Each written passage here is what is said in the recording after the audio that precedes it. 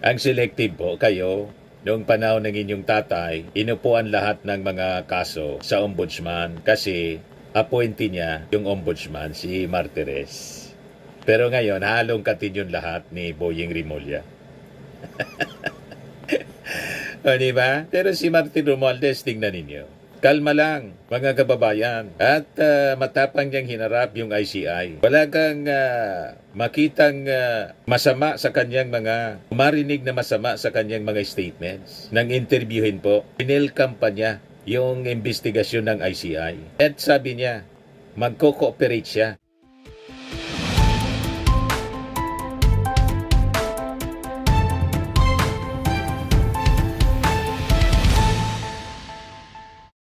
Hello po mga kababayan, si Dante Maravillas, Bicolano vlogger, broadcast journalist from Albay. Nagpa-press con kahapon si Sara Duterte. Sabi ni Sara Duterte, yung ating gobyerno daw selective on corruption probe.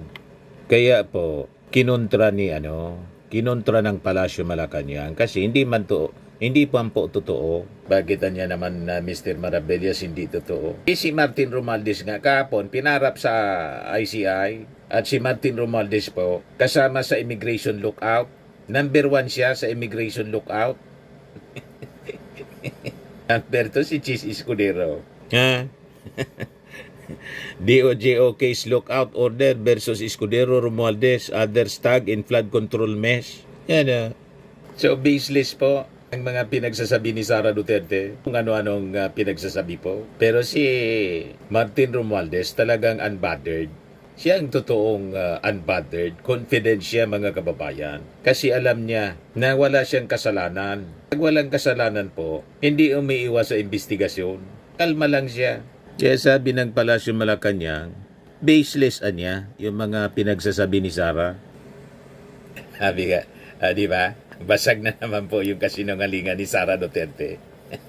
Mahilig man turo ng ibang tao. Si Martin Romualdez po, hindi nang tuturo ng kung sino-sino. Kung di, yung mga inaakusa sa kanya, isa-isa niyang sinasagot. O ito pa si best friend ni Sara, si Amy Marcos. Naniwala din sa pinakalat na fake news ni Pulong Duterte na sabi, si Martin Romualdez daw gagawing state witness.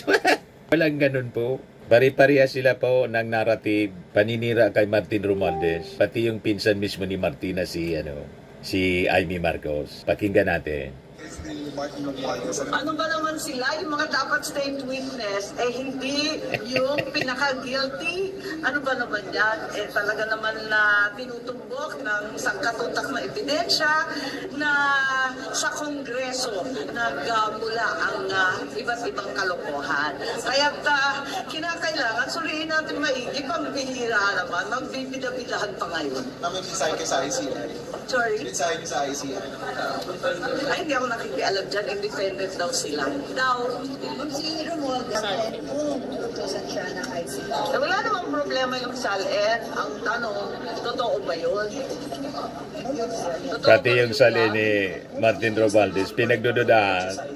Baka gawain niya kasi. Hindi ko alam. Panibagong script po yan. Parang Korean telenovela. Bagong plot twist. Wag muna tayo lumundag. Sa mga hindi mataas ang expectation nyo na may magagawa yung ICI to address yung flood control. Yan, naniniwala ko sa mga members ng ICI. Huwag lang tayo magpaandal sa kung ano-anong gimmick dyan. Yung sinasabi, yung nagsimula daw sa Congress, malinaw po yung BICAM report. Ang nakapirma si Chis Escudero, wala man siyang sinasabi tungkol kay Chis kasi kakampi niya sa minority ng Senado. Iyan ang malinaw na selective justice. Di ba? Pagkakampi, walang statement si Amy Marcos. Malinaw po ang pirma sa walang Martin Romualdez dito, mga kababayan. Sa mga nakapirma sa BICAM report, ang nakapirma, walang pangalan dyan si Martin. Ang nakapirma at may pangalan, si Chis Escudero. Tapos ituturo niya yung Congress. Traditionally po, ang speaker, hindi man po kasama sa BICAM, pati yung Senate President. Pero ngayon, ang ialam si Chis Escudero. Kung bakit, baka may relasyon mga kababayan sa plano niya sa 2028. Kaya ganon, matindi yung insertions. 142 billion yung insertions. Kaya nagmalinaw po sa BICAM report. Tapos sasabihin ni Sara, selective on corruption probe daw ang gobyerno. Ang selective po, kayo, noong panahon ng inyong tatay, inupuan lahat ng mga kaso sa ombudsman kasi appointee niya yung ombudsman, si Martires. Pero ngayon, halong katin yun lahat ni Boying Rimulya. O, diba? Pero si Martin Romualdez, tingnan ninyo. Kalma lang, mga kababayan. At matapang niyang hinarap yung ICI. Wala kang makitang masama sa kanyang marinig na masama sa kanyang mga statements. Nang interviewin po, pinelcam pa niya yung investigasyon ng ICI. At sabi niya, magko-cooperate siya. Yan o, sabi rito, Romualdez at the ICI, I will fully cooperate and help uncover the truth. I'm here to cooperate fully and help uncover the truth. Wala akong tinatago at walang dapat itago.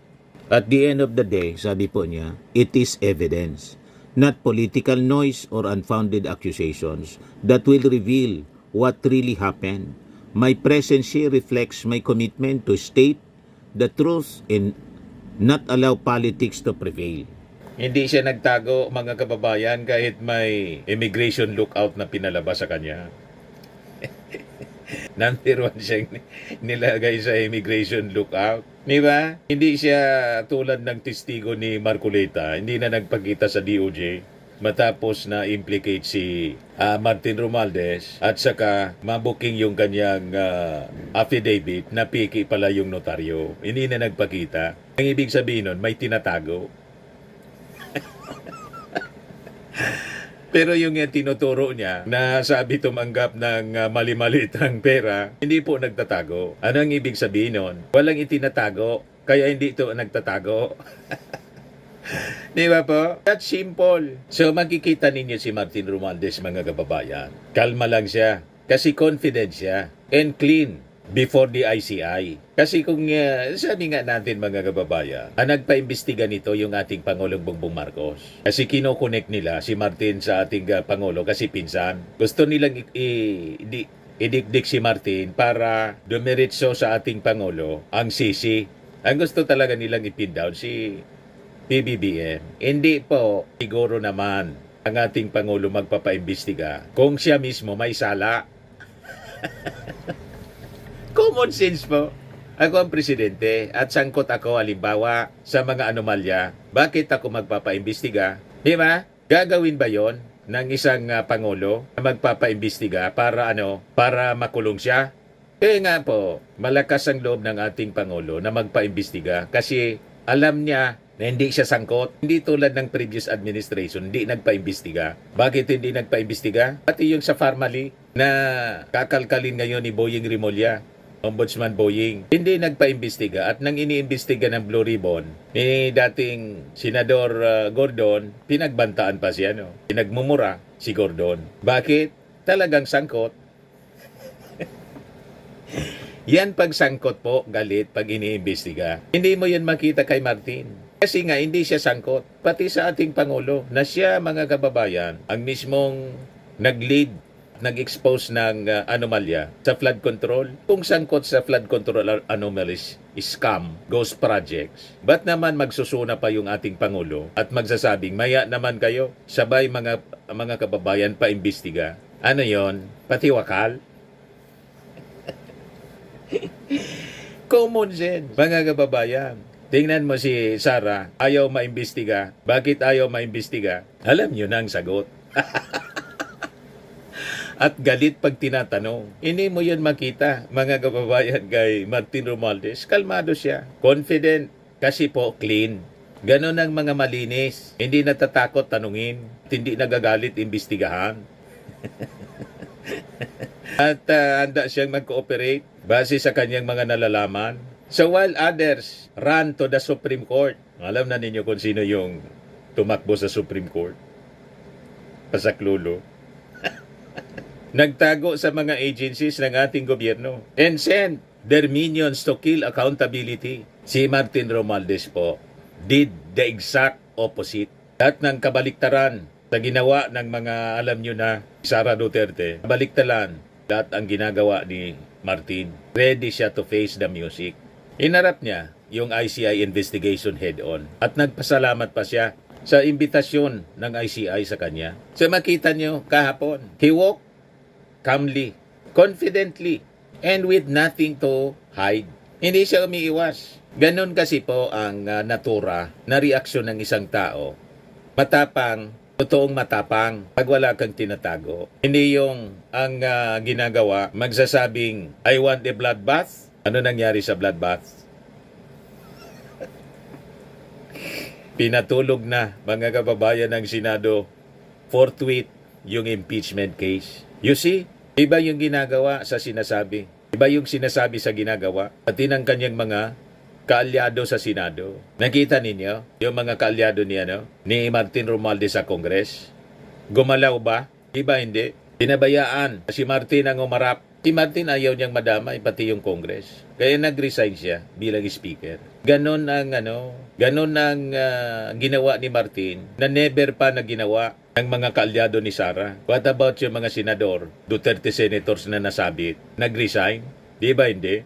So malabo, mga kababayan. Nakikita ninyo, yung iba, they keep running from the truth. Pero si Martin, hinaharap niya head-on. Yan ang totoong maisog po. Hindi yung maisog na matalaw. Maisog daw, sabay takbo.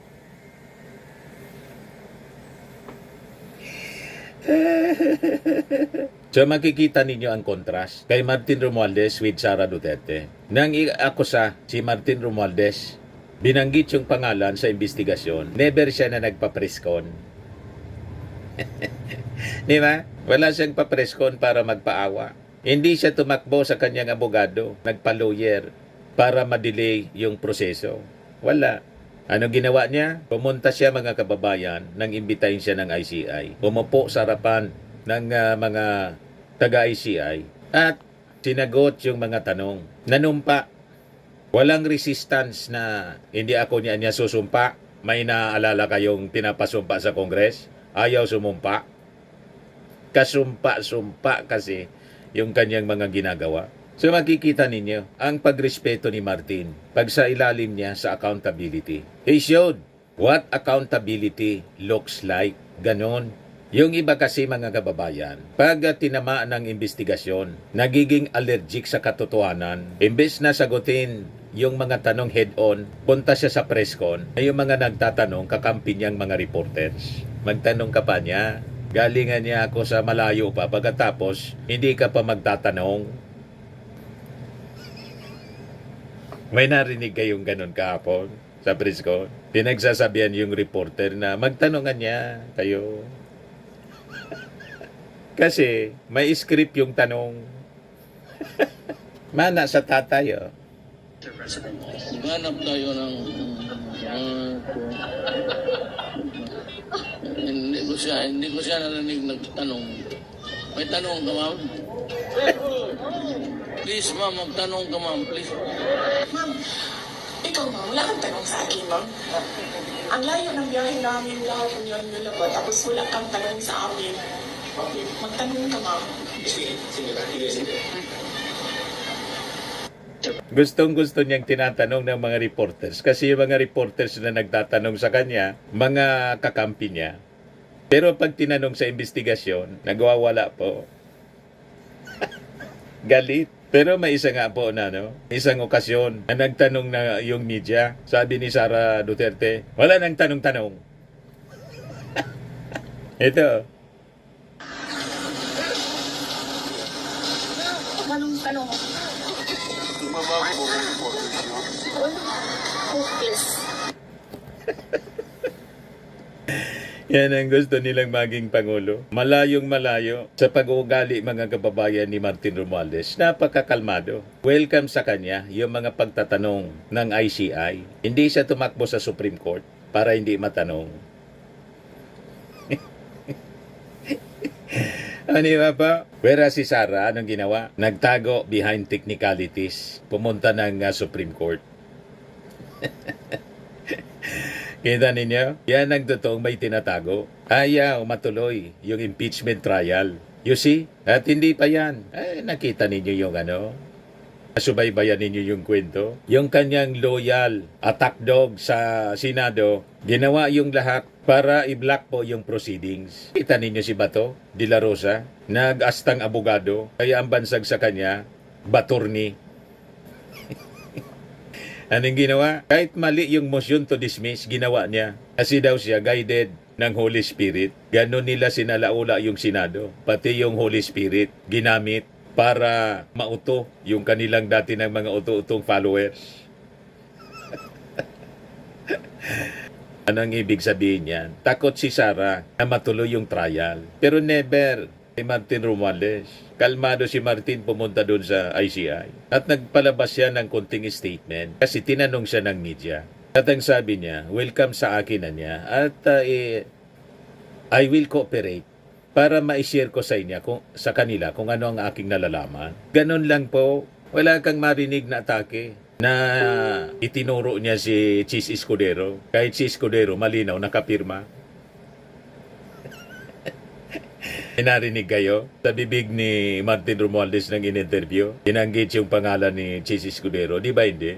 Si Chis Escudero, mga kababayan, nakapirma sa BICAM report. At maraming nagatuturo sa kanya. Una yung 142 billion pesos na budget insertions. Then yung inamin niya mismo, pero sabi niya legal daw, yung pagtanggap niya ng 30 million pesos na donation mula sa isang kontraktor. You see? At isa si Chis Escudero doon sa mga senador na nagtulong-tulong. Siya yung Senate President. Na imbis na forthwith trial shall forthwith proceed, naging forthwith archive. Binago pati yung kaulugan ng forthwith, hindi na immediately, kundi immediate dismissal pala yung nasa isip nila. Buti na lang, naharang ni Tito Sen, naging archive na lang. Ganon katindi itong mga kasabot ni Sara sa Senado. Sinira mismo yung institusyon. Kaya bumaba yung ratings ng Senado. Tapos, yung nagturo mga kababayan na surprise witness ni Marcoleta kay Martin Romualdez, biglang nag-disappear. After nasiraan po si Martin Romualdez, biglang nag-disappear. Hanggang ngayon, hindi na po nagpapakita. Makikita ninyo ang typical na style ng mga DDS. Ganon. So makikita ninyo ang pagkakaiba ni Martin Romualdez sa ni Sara. It is all about character. Ang pag-ugali po, ibang-iba. Si Martin refined po siya. May class. Palibasa na kapag-aral sa respetadong paaralan. May breeding at matalino.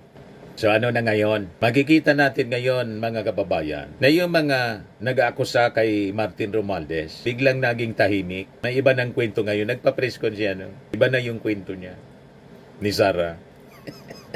So maybe they are confused, mga kababayan, or conveniently out of reach sila ngayon. Bakit ganon? Kasi nga po, they cannot stand on facts. Basag na basag kasi yung kanilang mga kasinungalingan. Tahimik muna sila ngayon. Out of reach na po yung testigo ni Marcoleta. So si Martin Romualdez continues to cooperate openly. And in fact, sa interview po kahapon, pag pinatawag daw siya uli, willing siya na mag-attend. At kung hilingin ng ICI yung kanyang salin, willing siya na buksan yung kanyang salin. Bakit po? Because truth does not tremble with scrutiny or under scrutiny. Truth does not tremble under scrutiny. Pag-awak mo yung totoo, wala kang tinatago, bakit ka matatakot? Siya mismo yung nagsabi. Pag ni-request ng ICI yung aking salin, willingly isi-share niya. Ipapublish niya yung kanyang salin. Tapos binigyan na naman ng pagduda ni Amy Marcos. Sanaan niya totoo. Kung totooan niya yung laman. You see? So makikita ninyo, mga kababayan, any political climate na puno ng excuses and escape artist, si Martin Romualdez po, pinili niya to face the music na magpaliwanag sa presinto. Tulad ng sinabi niya, sa presinto ka na niya magpaliwanag. Yun ang ginawa niya. Sa presinto, sa ICI. Ganon. Wala siyang final na namang petisyon para i-block an investigation. Hindi siya tumakas. Hinarap niya, matapang niyang hinarap yung ICI. At kalmado. He did not fake. Simple lang ang kanyang sinabi. Imbestigahan ninyo anya ako. Welcome ang investigasyon sa akin. Walang ganon sa mga Duterte po. Pag sinabing imbestigahan, nagwawala agad. Kung ano-anong pinagsasabi. Tulad ng sinabi ni Boyeng Rimulya, ombudsman, na bubulat-latin yung sali ni Sara. Kung ano-anong pinagsasabi.